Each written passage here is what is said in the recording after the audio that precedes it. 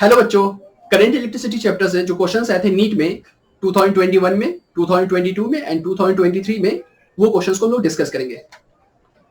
देखिए 2021 में इस चैप्टर से क्वेश्चंस आए थे 4, 2022 में अगेन 4 क्वेश्चन एंड 2023 में 5 क्वेश्चंस आए थे। तो आप समझ सकते हैं कि इसका वेटेज काफी ज्यादा है।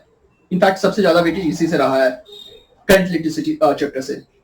सो आज ये देखते हैं क्या क्या क्वेश्चंस आए थे एंड इसे कैसे सॉल्व करना है। देखिए ये क्वेश्चन आया था 2023 में, the magnitude and direction of current in the following circuit is. हमें इसमें मैग्नीट्यूड ऑफ करंट फाइंड करना है एंड डायरेक्शन भी बताना है।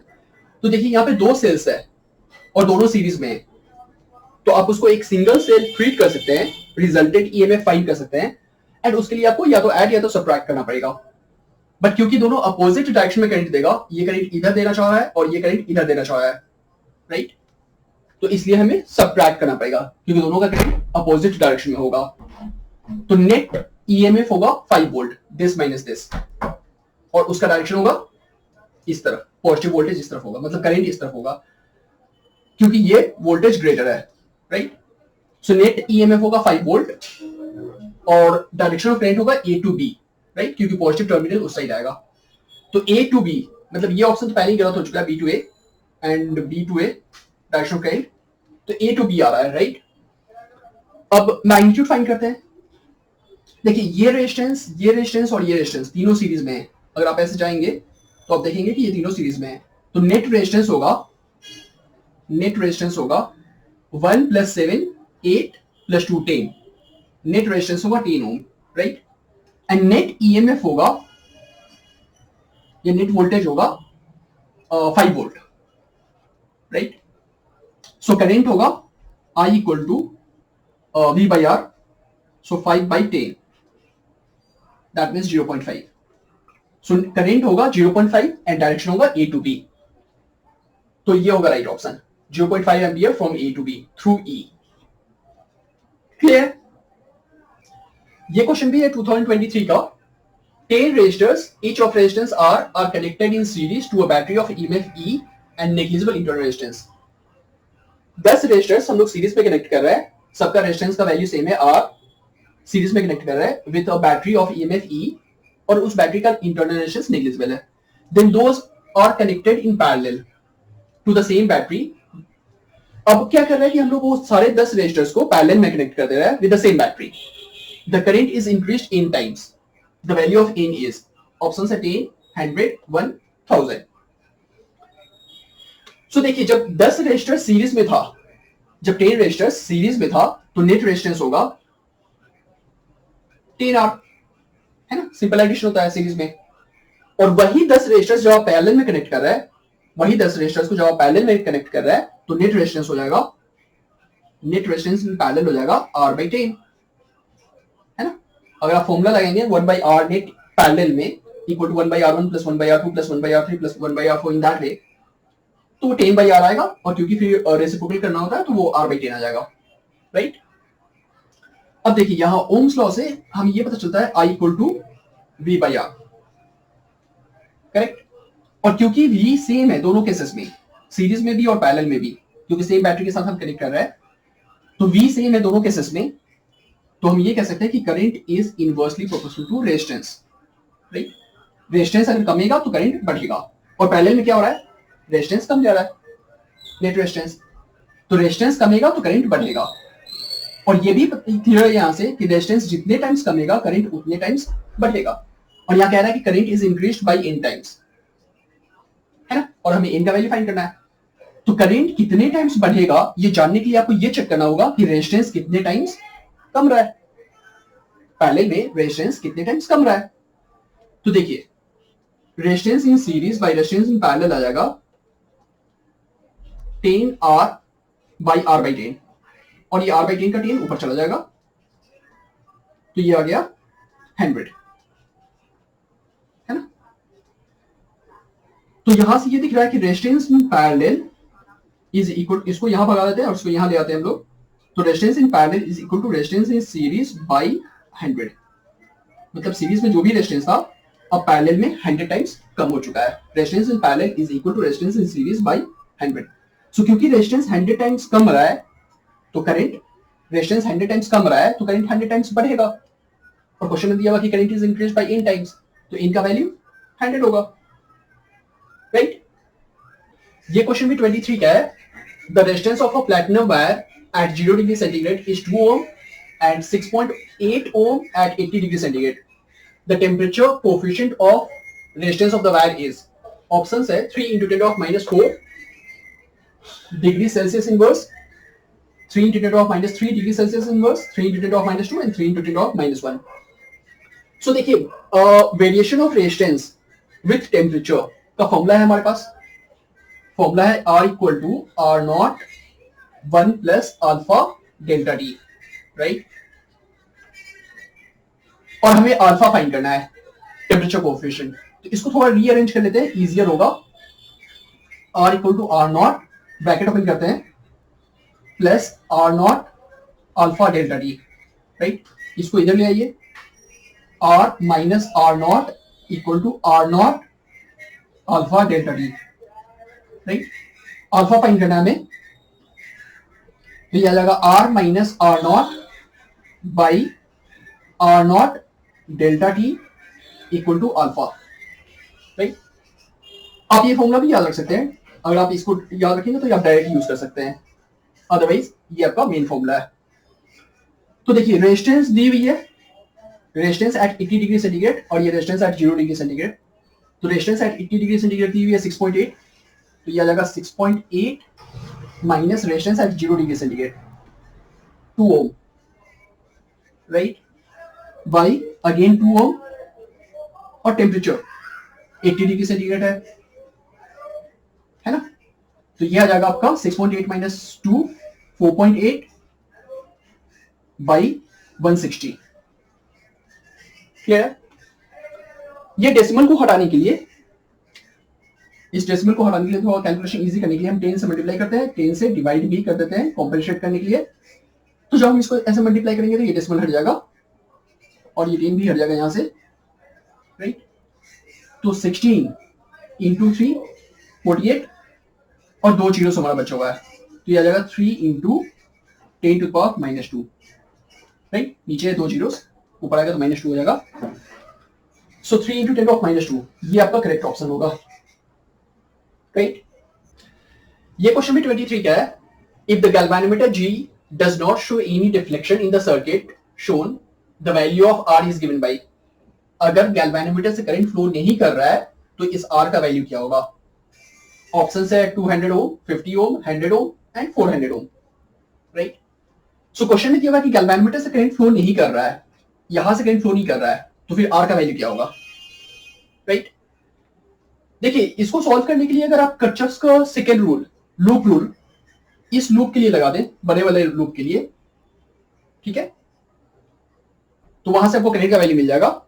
एंड फिर से किरचॉफ का लूप रूल, सेकंड रूल, इस लूप के लिए लगा दे तो आपका आंसर आ जाएगा, आर का वैल्यू आ जाएगा, राइट। क्योंकि पहला इक्वेशन से आर करंट मिलेगा और दूसरा इक्वेशन में उस करंट को वैल्यू पुट करेंगे आप तो आर का वैल्यू मिल जाएगा, बट वो थोड़ा लेंदी हो जाएगा।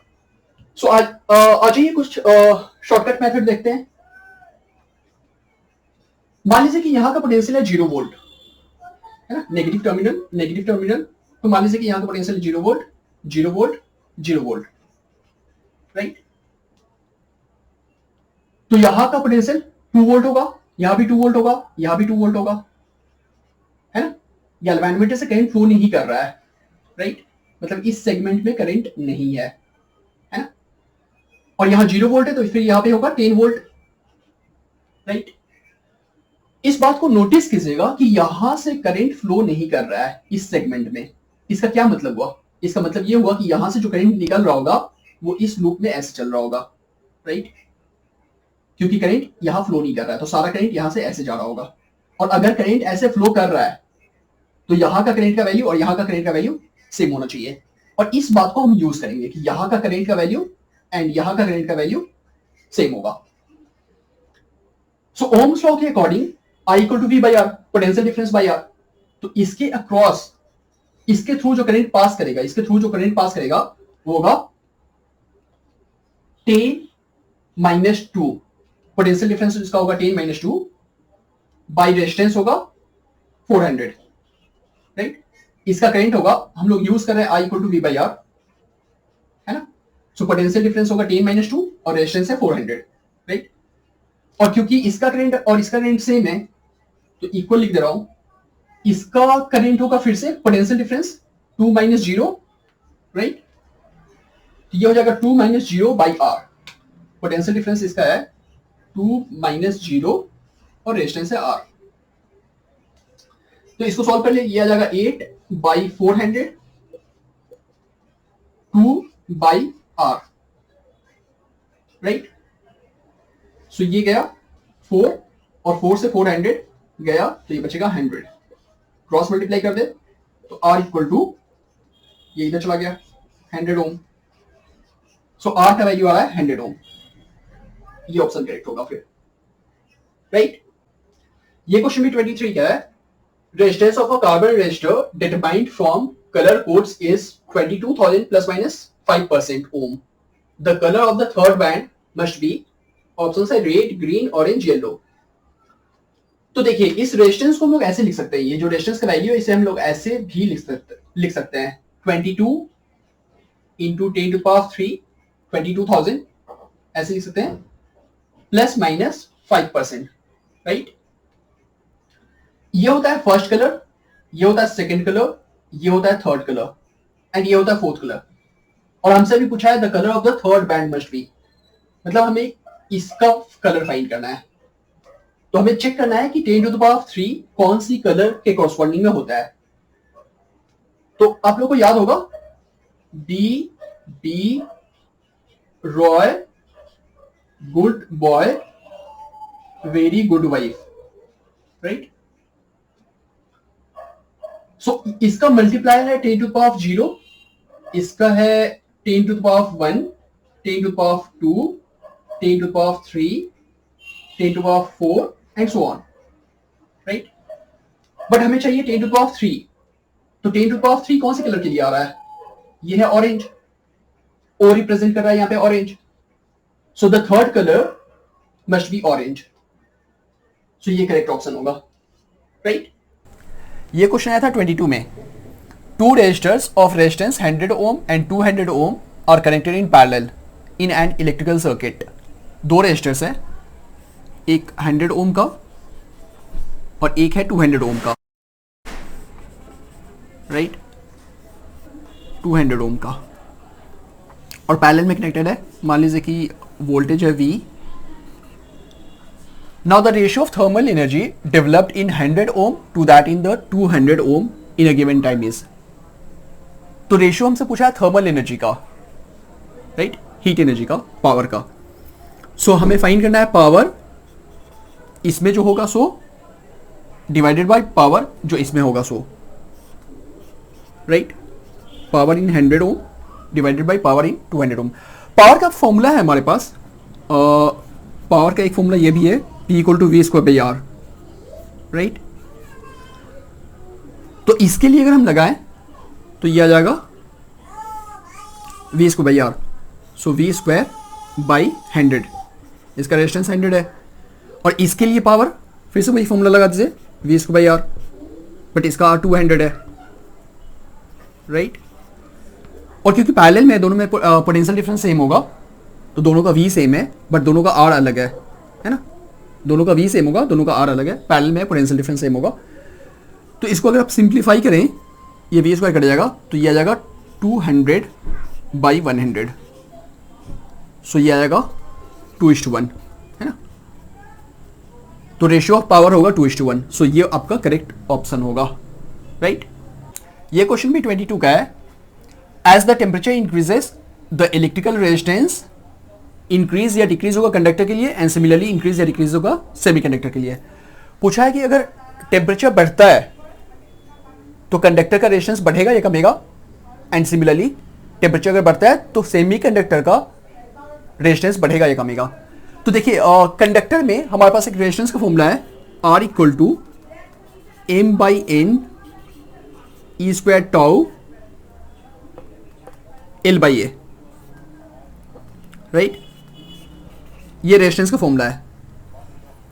तो देखिए अब अगर टेम्परेचर बढ़ता है, टेम्परेचर अगर इंक्रीज होता है तो कोलिजन्स जल्दी जल्दी होगा, इलेक्ट्रॉन्स का जो कोलिजन्स होगा कंडक्टर में वो जल्दी जल्दी होगा। टेम्परेचर अगर बढ़ेगा तो कोलिजन्स जल्दी जल्दी होगा, और अगर कोलिजन्स जल्दी जल्दी होता है तो time gap between two collision कम जाएगा।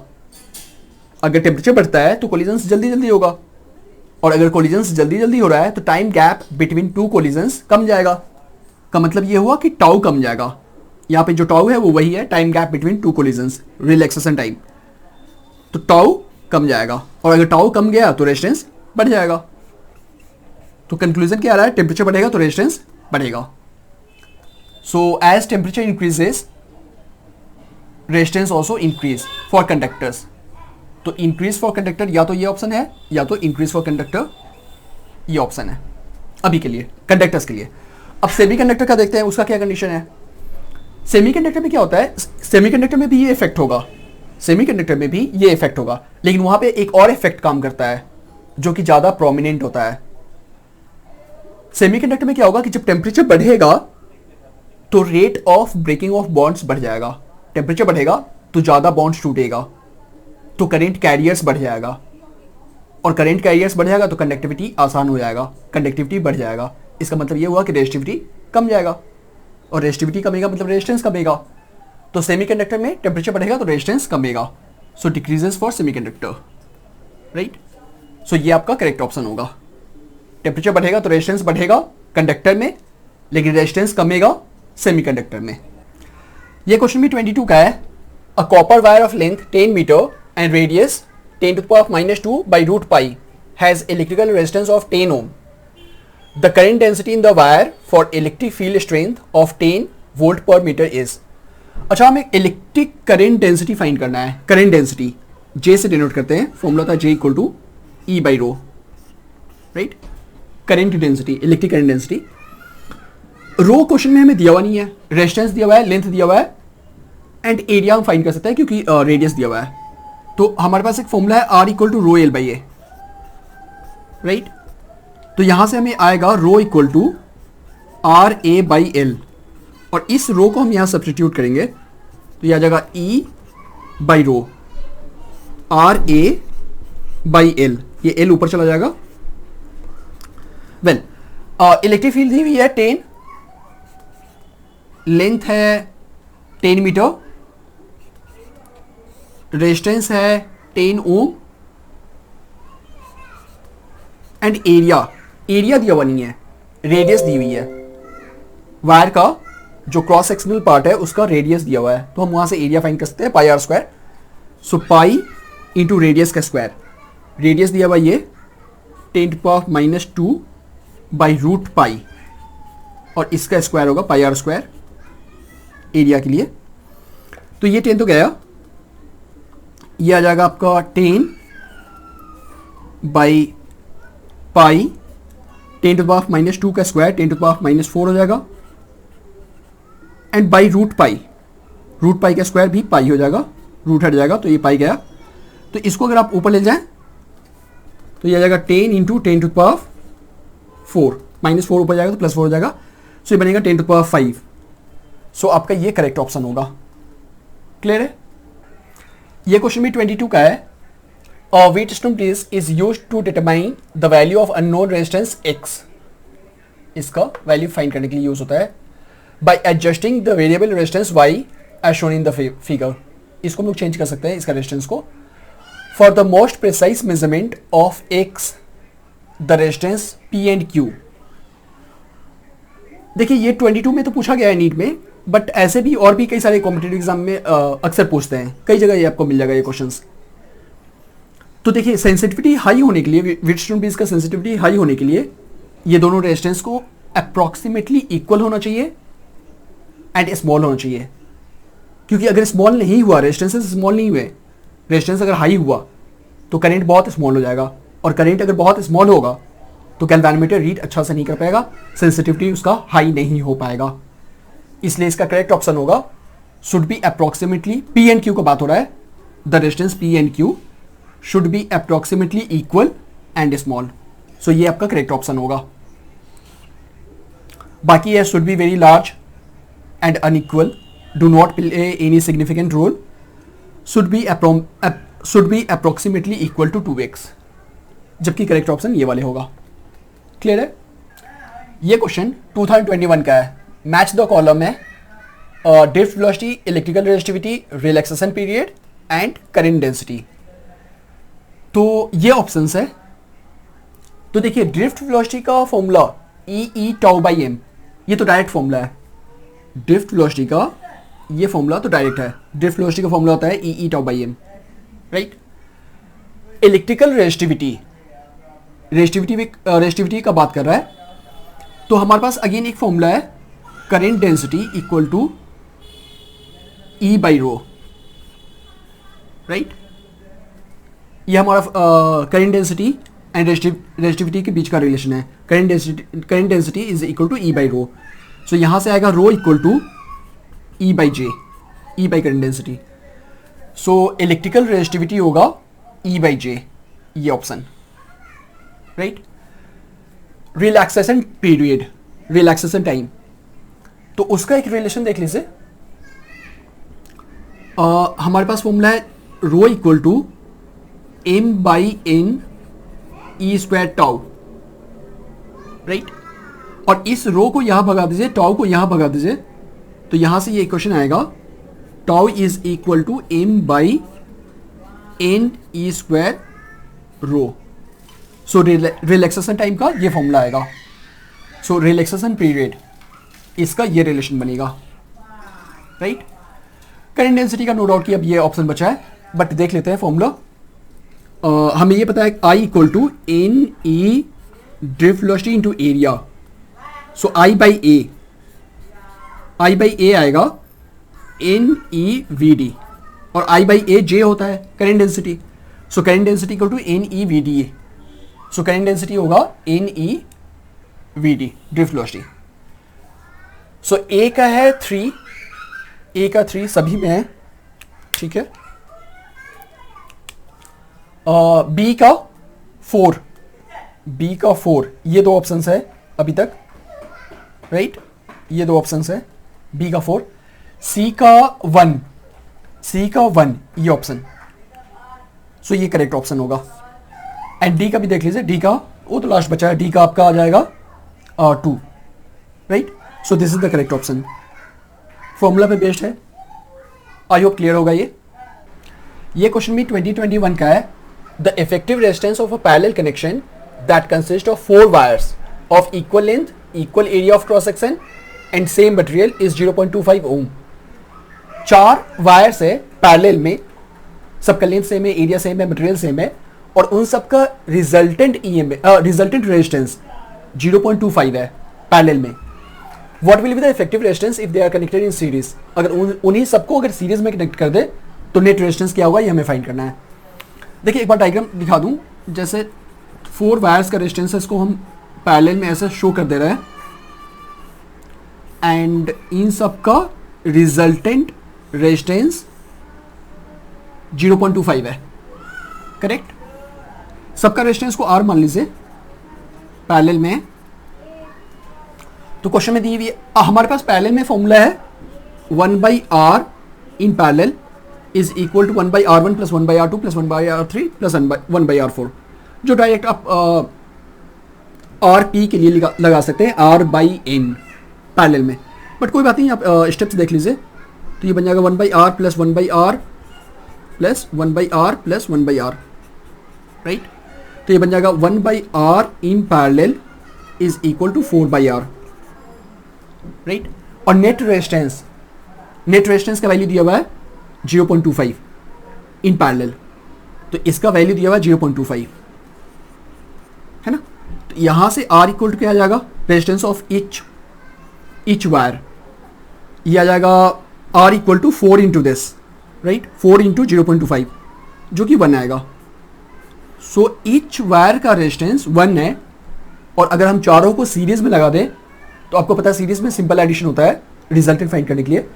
तो चारों को अगर हम सीरीज में लगा दें तो नेट रेजिस्टेंस आ जाएगा 4R, इनफैक्ट 4 ओम, 1 ओम ईच का, तो ये आपका करेक्ट ऑप्शन होगा। ये स्टेप शो करने की जरूरत नहीं, आप डायरेक्ट ऐसे लगा सकते हैं पैरेलल में net resistance equal to R by N। अगर सबका रेजिस्टेंस सेम है तो आप डायरेक्ट ये लगा सकते हैं, राइट। आई होप क्लियर होगा ये क्वेश्चन भी 2021 का है। In a potentiometer circuit of cell of EMF 1.5 volt gives balance point at 36 centimetre length of wire. If another cell of EMF 2.5 volt replaces the first cell, then at what length of the wire the balance point occur? First case में जब हमारा cell का EMF था 1.5 volt, तो balancing length आ रहा था 36 centimetre पे। Second case में जब उस सेल को हटा करके हम दूसरा सेल लगा रहे हैं 2.5 वोल्ट का, तो इस बार बैलेंसिंग लेंथ क्या होगा? तो देखिए फॉर्मूला है हमारे पास E1 by L1 is equal to E2 by L2, right. तो E1 का वैल्यू है आपका 1.5, बैलेंसिंग लेंथ है 36 सेंटीमीटर, है ना। इसको सेंटीमीटर में अभी रखते हैं, और सच दैट की जो आंसर आएगा हमारा वो भी सेंटीमीटर में आएगा, उससे फर्क नहीं पड़ेगा, मीटर में कन्वर्ट करेंगे तो E2 2.5 by L2, right. So ये अगर 0.5 से कैंसिल करें तो ये 0.5 से 3 टाइम्स जाएगा, और ये 0.5 से 5 टाइम्स जाएगा, है ना। और L2 को यहाँ भगा दीजिए तो ये आ जाएगा L2 is equal to 5 into 36 by 3, ये 3 यहाँ जाएगा, सो 3 से ये गया, सो 5 इंटू 12 60, सो ये आपका करेक्ट ऑप्शन होगा। आई होप क्लियर होगा ये क्वेश्चन भी 2021 का है। 3 resistors having resistance R1, R2, R3 are connected and showing the figure R1, R2, R3, ऐसा कुछ कनेक्शन है। The ratio of I3 by I1 in terms of resistances हमें फाइंड करना है, I3 by I1 in terms of given resistances. तो देखिए ये दोनों रेजिस्टेंस पैरेलल में है ना, तो उसके अक्रॉस का पोटेंशियल डिफरेंस सेम होगा, पैरेलल में पोटेंशियल डिफरेंस सेम होता है, तो इसका potential difference would be equal to इसका पोटेंशियल डिफरेंस, और V इक्वल टू IR लगा दीजिए, तो I2 R2 इसका पोटेंशियल डिफरेंस हो गया, और इसका पोटेंशियल डिफरेंस होगा I3 R3, और क्योंकि पैरेलल में तो दोनों का पोटेंशियल डिफरेंस सेम होगा, राइट, I3 R3। तो यहां से हम लोग I2 फाइंड करेंगे, I2 इक्वल टू हो जाएगा I3 R3 बाई R2, ये इक्वेशन 1 मान लीजिए, राइट। यहां पे हम लोग जंक्शन रूल लगा सकते हैं कि किसी भी जंक्शन पे जितना करंट आएगा उतना जाएगा, सो I1 equal to I2 plus I3, इस जंक्शन पे जितना करंट आ रहा है उतना ही जाएगा, है ना। और ये I2 को ये I2 का वैल्यू यहां पे हम लोग सब्स्टिट्यूट करेंगे, तो ये आ जाएगा I3 R3 by R2 plus I3, है ना। और यहां से I3 कॉमन ले लीजिए, तो ये आ जाएगा I3 कॉमन ले लिया, तो ये बन जाएगा R3 प्लस R2, ये R3 है, R3 प्लस R2 एलसीएम कर लेंगे बाई R2, I3 कॉमन ले लिया, और यहां 1 बचेगा तो फिर एलसीएम कर लिया हमने, तो ये आया। तो I3 बाई I1 क्या आएगा, यहां से I3 बाई I1 आएगा, I3 बाई I1 आ जाएगा, I3 बाई I1, तो ये आएगा R2 by R2 plus R3, right, I3 by I1, तो इसको हमने ऊपर भगा दिया, इसको नीचे ले गया, सो I3 बाई I1 आ रहा है R2 by R2 plus R3, R2 by R2 plus R3, सो ये आपका करेक्ट ऑप्शन होगा, राइट। और ये डायरेक्ट फॉर्मूला भी है, इनफैक्ट अब अगर आप डायरेक्ट फॉर्मूला लगा दें करंट डिवाइडर का, तो फिर आपको ये सब पूरा कुछ सॉल्व करने की जरूरत नहीं है। आपका फॉर्मूला मैं एक बार बता दे रहा हूं, फॉर्मूला क्या है। जब दो रेजिस्टर्स पैरेलल में होता है, तो किसी एक का करंट जब आपको फाइंड करना है, लेट्स से आपको I3 फाइंड करना है ना, मैं दूसरे वाले का भी दिखा दूंगा। तो this current is equal to main current जो इसमें एंटर कर रहा है, ध्यान रखिएगा 2 रेजिस्टर्स इन पैरेलल के लिए बात कर रहा हूं मैं। So I3 equal to main current into other resistance, इसका करंट फाइंड कर रहे हैं तो हम लोग इसका रेजिस्टेंस पुट करेंगे by sum of the 2 resistors जो पैरेलल में है ना। तो अगर ये फॉर्मूला लगाएंगे तो फिर तो आपका डायरेक्ट आ जा रहा है ये वाला equation, right. I3 by I1, ये I1 था, I3 by I1, I3 by I1, R2 by R1 plus R2। अगर आपको I2 फाइंड करना होता, लेट्स से I2 फाइंड करना होता तो I2 आपको मिलता I2 इक्वल टू, अगेन फिर से मेन करेंट इनटू, क्योंकि आप I2 फाइंड कर रहे हैं तो अदर रेजिस्टेंस में ये लेंगे आप, main current into other resistance by sum of the 2 resistances जो पैरेलल में है, राइट। तो जब 2 रेजिस्टर्स पैरेलल में होता है तो आप ये फॉर्मूला लगा सकते हैं। तो इन दैट वे आपको डायरेक्ट आ जाएगा, ये सॉल्व करनी होती है। आई होप क्लियर होगा ये।